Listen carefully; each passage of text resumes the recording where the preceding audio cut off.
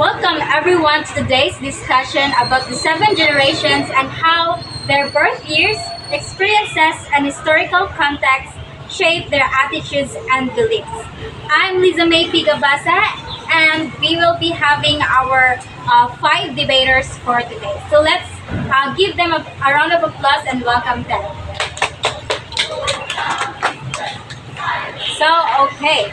So each will cover different generations and we'll also have some interactive discussions. Remember, these are generalizations and might not fit every individual's perspective. So let's dive in. Are you all excited? Yes. Okay, let's go. So let's go with the greatest generation and silent generation. Are you the first one to debate? So go. So, the greatest generation born in 1901 to 1924 experienced monumental global challenges, especially the Great Depression and the World War II. Their defining traits include resilience, a strong sense of duty and sacrifice. This generation valued hard work, loyalty, and patriotism. Many served in the military or contributed to the war effort in the home front. Their worldview was shaped by hardship, which led to a preference for stability and community. How about the silent generation? Moving to the silent generation, they grew up during the Great Depression and World War II, but were too young to fight in the war.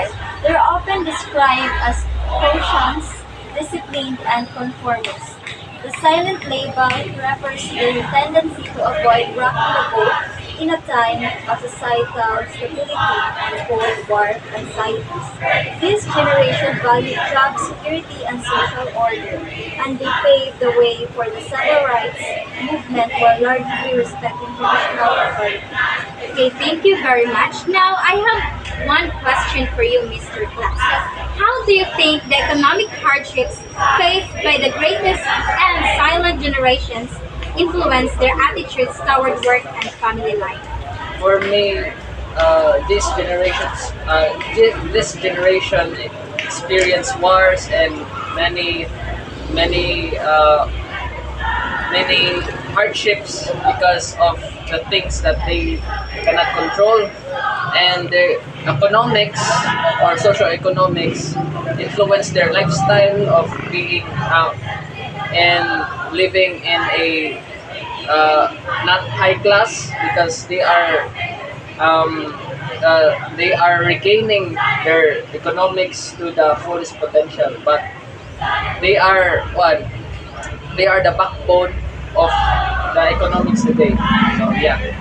Okay, thank you, Mr. Glass. So you got the point here. So now let's proceed to the baby boomers and the Generation X. So what can you say about the baby boomers and the Generation X? So as we all know that in this generation we are relying into AI, so we are evolving from the past. So I think it is important to adapt a new environment and a new technology that can be used from the new generation. Because if we are going to stay in the past, I think we cannot evolve as a human when we are not adapting the new generation as of the moment.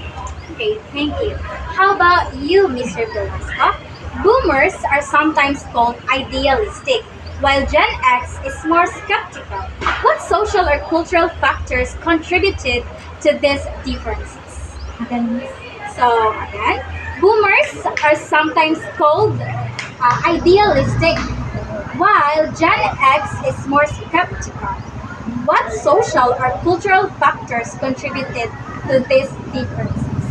Okay, so from the word idealistic, we are living in a modern generation where we are creative and we should, you know, um, answering questions or difficulties, problems in a nice way. Yeah. To have an easy access, like we don't use something uh, that thing for nothing, but we use that for the betterment of the society. And I think that is so very important nowadays in our generation, because when it comes to social factors, we should be more impactful, and we should create a world where everybody feels safe and nice for living. Okay, so yeah, that is the social factors. Yeah. Okay, both of the team got a very great point. So now let's proceed again to this side. So any one of you can answer this. How has technology shaped the values and communication styles of millennials compared to Generation Z? Anyone? Okay, millennials grew up during the rise of the internet. So they are tech savvy, but remember, a time before smartphones and social media. Generation Z, however, are digital natives who have never known a world without instant connectivity. So this has made Gen Z more visual communicators.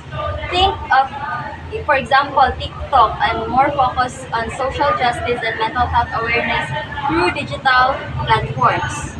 Okay, with the same question in this side, how has technology shaped the values and communication styles of millennials compared to Gen Z? It shaped the values of honesty and integrity. I believe that technology has advancement, like for example, it has disadvantages and advantages. So, as a citizens in Generation Z, yeah, Generation Yeah. Z, so we are able to connect with others nationwide through the use of technology with the right plans, with the right decision thinking, and also being responsible as well. Thank you. How about you? Can you say anything? As what Velasco said, I do agree, because we can communicate when we are far from, like, our friends or family, and it is important to use technology because it is the easiest way for us to do some works that we are loaded, right? So we can use this as a tool in order for us to be productive, and also to use this to gain more knowledge, to easiest access to information that we are not aware of, and we can gain more information about the things that we want to do and we want to know. Thank you very much. So now, let's proceed again here to this side. So, yeah. How does Generation X fit in this picture as a bridge between this generation, like the millennials and the Gen Z, the Generation X? Say anything about that?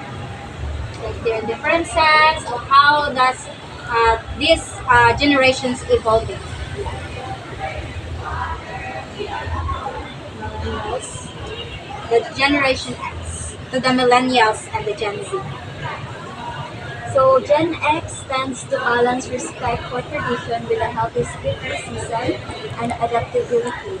They often mediate between boomers' idealism and millennials' desire for change. So you are saying, that the generation now is not respecting, and they don't know about the tradition and culture before. Okay, about what you said, By the sentence that Mir said, she stated balancing.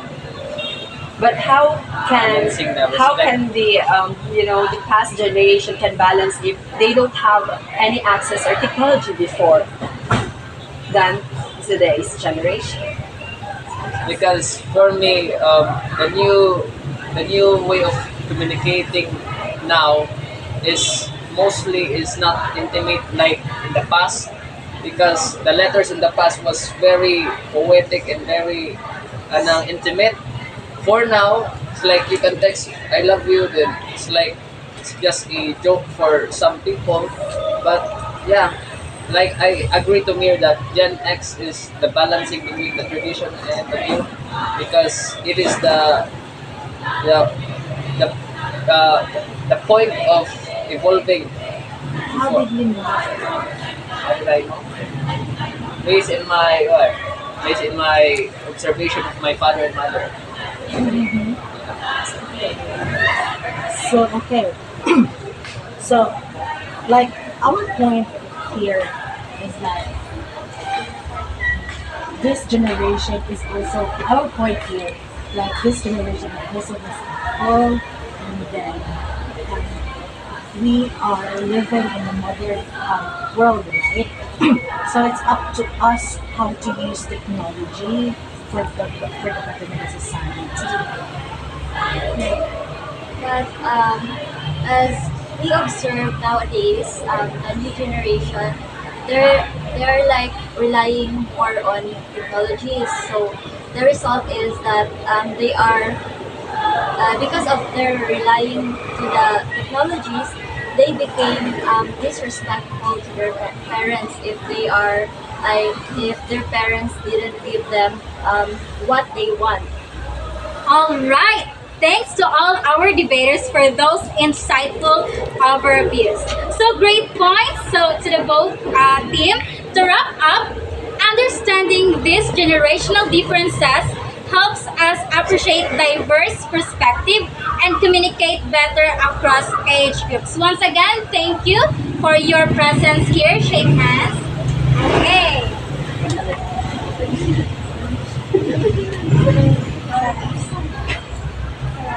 And thank you all for joining us here today. Have a wonderful day. Okay, bye.